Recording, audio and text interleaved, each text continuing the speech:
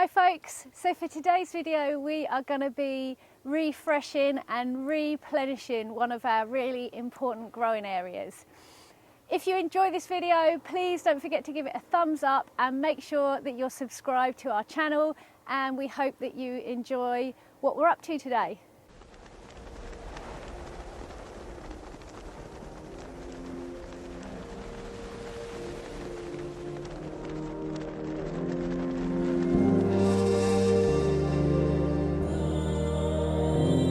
Welcome to Freedom Forest, guys, the 3-acre edible oasis that we're creating here in the south of England,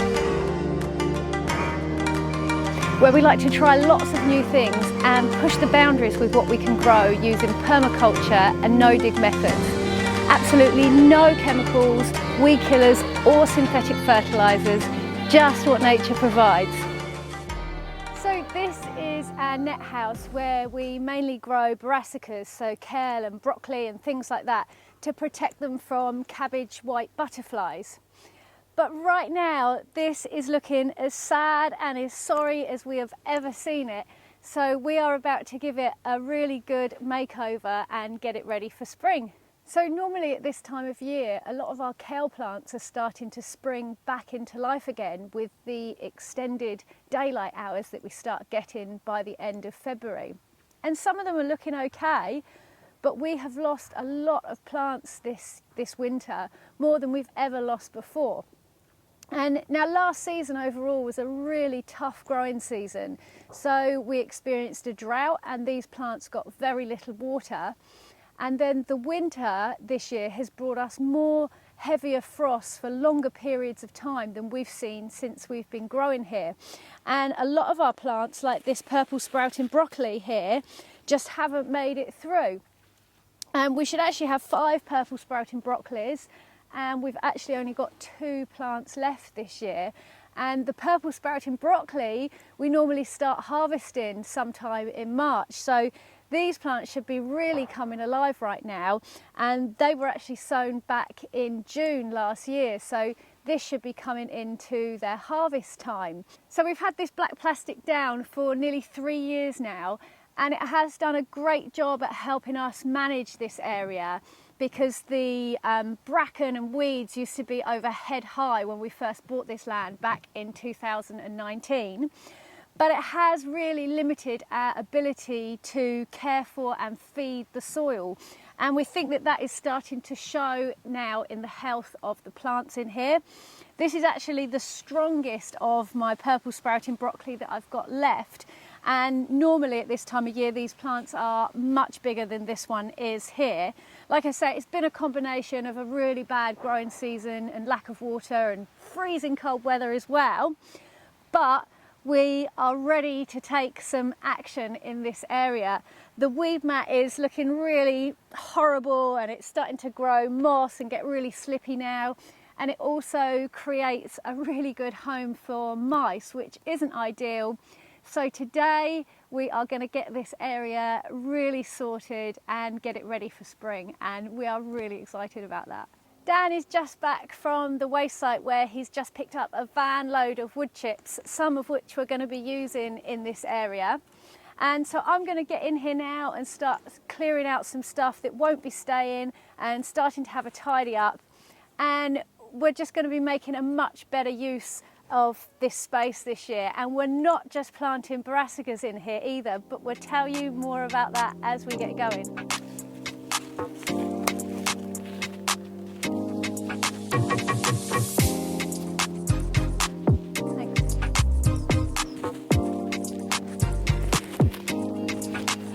Oh yeah, way more than 3 bags.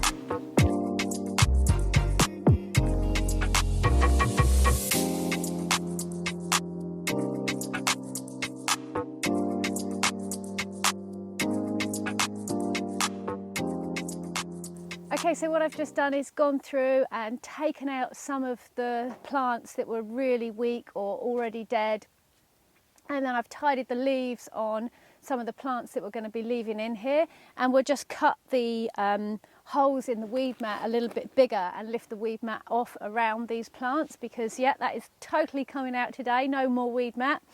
But yeah, I was just getting quite happy and being a little bit ruthless with the plants that I was clearing out in here. And Dan actually reminded me that with some of these kales, like this one, that's starting to run to seed, so it's starting to bolt. He reminded me to leave them in, because what we actually do is when these start making their little yellow flower heads, they're actually really good to use as a replacement to purple sprouting broccoli. So they're really great in stir fries and things like that. And obviously we're going to be quite short on our purple sprouting broccoli this year. So I'm really pleased that Dan just pointed that out to me. So yes, so leaving some of these flowering kales in, because they will still have another use in here. So we've got this big old gnarly perennial kale here, which whilst it has been going really well for at least 2 years now, we've decided we think it's gone past its best. So I just chopped the remaining decent stems off that it had, and I'll actually reroot those to create new plants. But we're going to go and get a saw, because we're going to have to take this big gnarly stem out. Because one of the things that we're actually adding to this net house, this fruit cage this year, is some blueberry bushes, and we've decided we're going to put 3 blueberry bushes all along the back here, because this will be a perfect space for them. And so yeah, this guy is definitely going to have to go, but we have already taken plenty of cuttings from this plant, so it does still live on. But yeah, really excited to be putting the blueberries in here this year, because whilst we do have blueberries over in our food forest, they always get eaten by the birds. And we're really keen to leave everything in there for the time being, because our food forest is still getting established. And we do want to see if we can create this balance as the canopy fills in with the trees, where maybe, yeah, we find the balance where we get what we need and the birds still get what they need. But yeah, in the meantime, we're going to make sure that we do get a crop of blueberries, and we're going to be adding some in here too. So these are all our perennial kale plants that I grew from cuttings last year. And one of these plants is looking quite good and strong, and I'll probably put that one straight in the ground. But the rest of them, the tips, I'll actually use to replant again and make new plants for this season.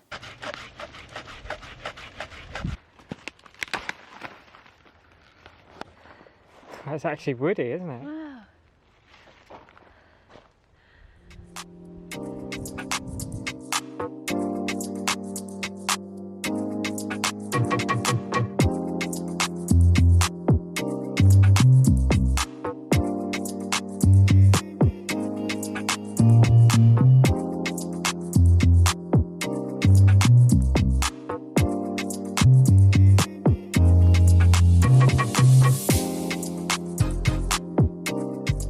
Okay, so that's all the pegs pulled up that have been holding this plastic down, and Dan has cut away around all of the plants so that we can lift them over them, and now the plastic is coming up.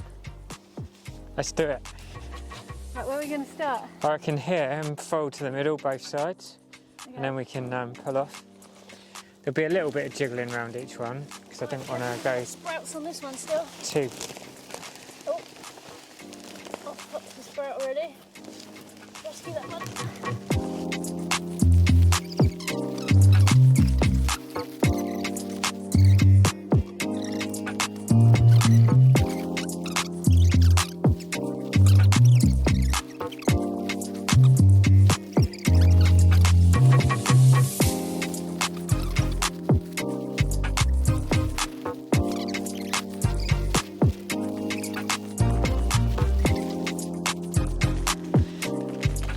And that is all of the roots from our oldest perennial kale plant.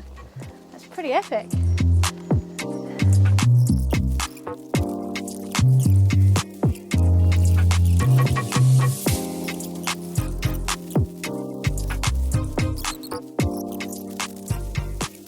Okay, so that is the plastic gone.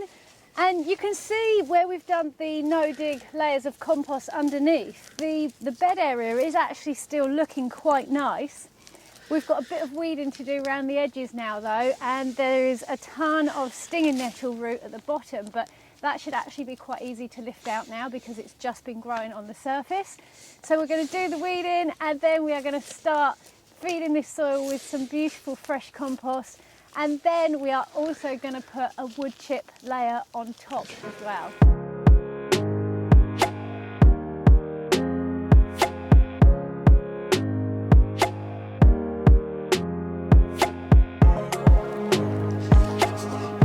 I'm a free range guy, Ken.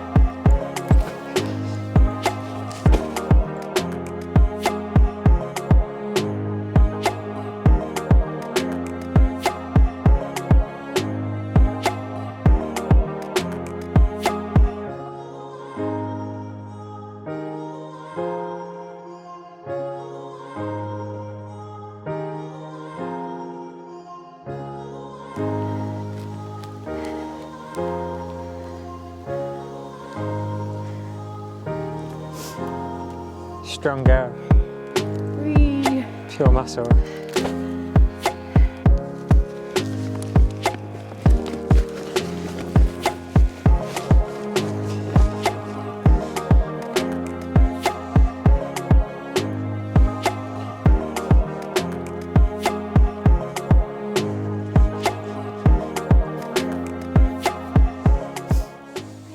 I'll let the wood chips go more down this back last bit. Yeah, I reckon that'd be enough for this middle though. Do you reckon?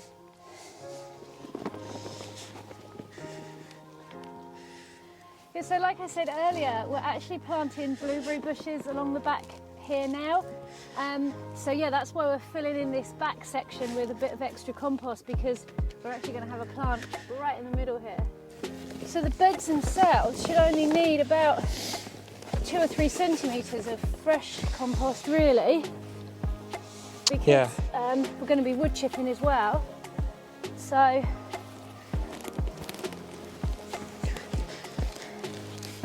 yeah, I guess it's only these new areas that need it a bit deeper.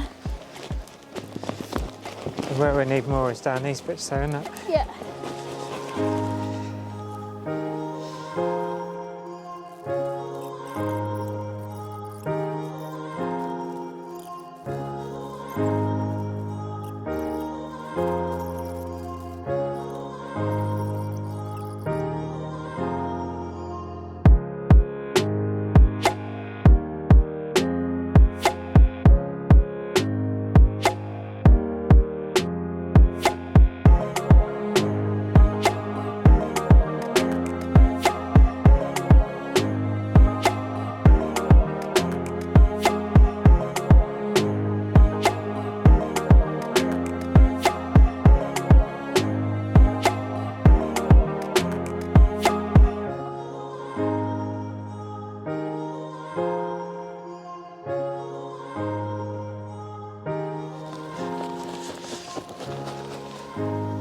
This is just quite a basic municipal waste compost that we're using in here, which we get from a local waste site. And it's not the most fertile compost that you can get, but where we're going to be adding the wood chip top to this as well, that will also help to break down and feed the soil and give it extra nutrients. But I don't know if you can see in here, it is quite a nice compost. It's not too chunky this time. Sometimes it is, but there's actually even worms and stuff in there, so it's really alive and active, and that is what we want to see. And sometimes with the municipal waste compost, it does get sold whilst it's still quite hot, so it's not been completely finished. So whenever we can, we do try and get it in stock ahead of time and then store it on site for a while so that the compost has time to finish as well. And we find that, particularly with seeds, that really helps. So you can hopefully see there a really lovely fresh layer of compost on top. And then this gap in the middle is where our wood chip path's going to be. So that is one of the next jobs. But first I'm going to go and plant our new blueberry bushes down the back. So we've got a blue darrow, and then we've got a pink lemonade, and then we've got blue crop. So we're going to put the pink one in the middle and a blue on either side, and we might still even treat ourselves to a couple more to go up in the top corners of this net house as well. And the other thing that we are also going to be planting in here is some strawberries, and we're going to dot those under some of the kale plants. And we've actually chosen an F1 variety, which is really unusual for us. But we've done this because I'm not sure if I want the strawberries running throughout the whole of the net house yet. So we're going to try it first with a variety that will stay in its individual clump and see how that goes, and then we might change our minds. But they're coming as plug plants and they're going to be a couple of weeks off yet, so we'll put those in another day.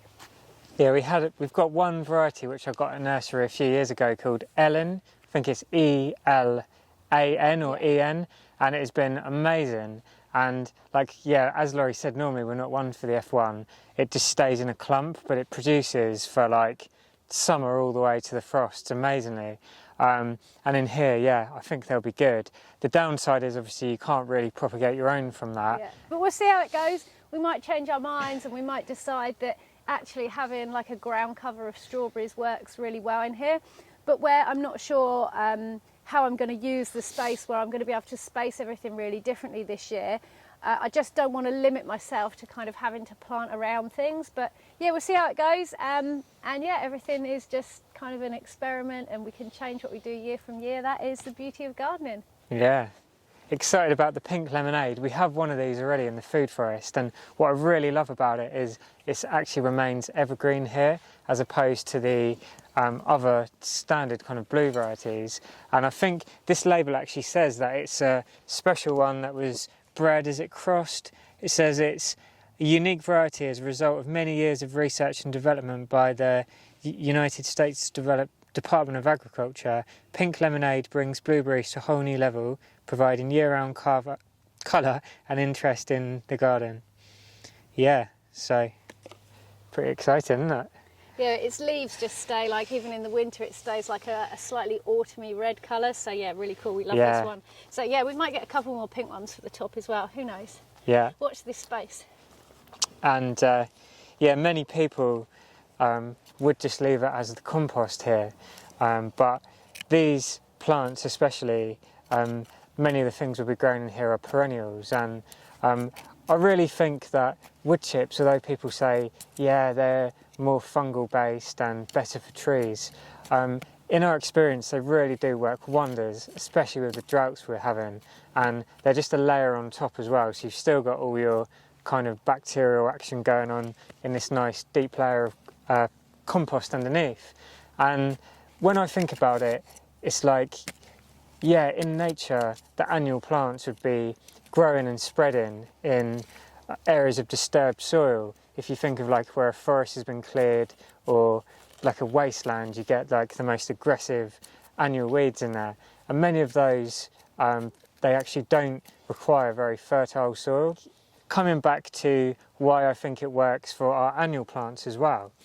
And that's because most of the annual plants that we grow today are a result of hundreds and in some cases thousands of years of human breeding efforts, basically, just through generations of our ancestors selectively picking the best ones and growing those.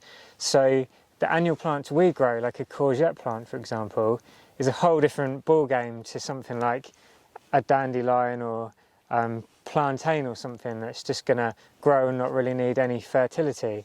So definitely the extra fertility that the compost with the wood chips brings. Yeah.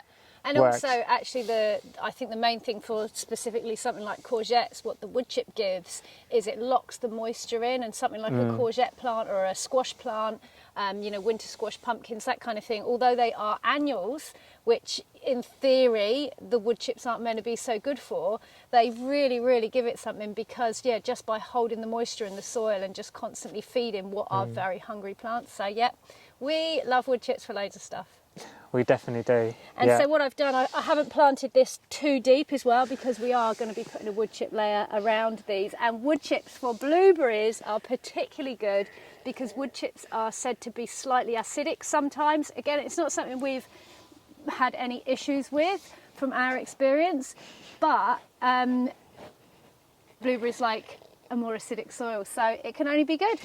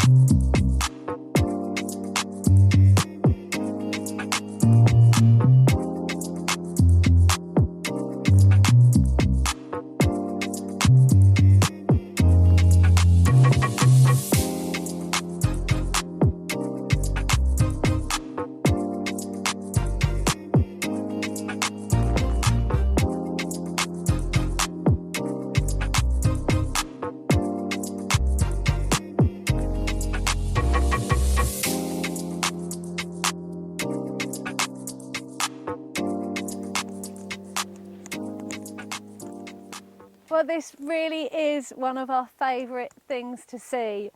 I don't think you can beat the sight of a freshly wood chip layered bed, and it smells amazing too. We absolutely love this. It is one of our favourite things to see. So that is our net house, or our fruit cage, fully refreshed with a lovely new no-dig compost layer and also a back to Eden wood chip mulch on top. We've got our 3 new blueberry plants planted down the end, and we're probably still going to add another 2 up this end as well. I've put in another one of our perennial kale plants that I grew from cuttings, and I'm going to grow the other ones on as fresh cuttings, so we've got a constant supply of the beautiful perennial kale, which we tend to find lasts for about 2 to 3 years overall. Our strawberry plugs should arrive in the next couple of weeks as well, so we'll be getting those planted in here. And then we'll be growing a variety of new brassicas, mainly kales, throughout the whole of this growing season, and we'll really be able to make better use of the space in these beds now, that we're not restricted to the holes through the horrible plastic, which I'm so pleased to see the back of. And when it comes to replanting, all that we do when we put a new plant in is just pull back the wood chips and then plant the new plant into the hole and then pull the wood chips back around the stem, because one thing that you don't want to do with wood chips is mix them into your soil. Anyway, we hope that you've enjoyed seeing us have a tidy up in here today, and hopefully it's given you some ideas of what you might like to do in your gardens and growing space this growing season, this spring. If you've enjoyed this video, please do give it a thumbs up, as it really helps to grow our channel. Drop us any comments or questions that you have down below, and please make sure that you're subscribed to our channel as well. And we look forward to seeing you here again soon. Peace and plants.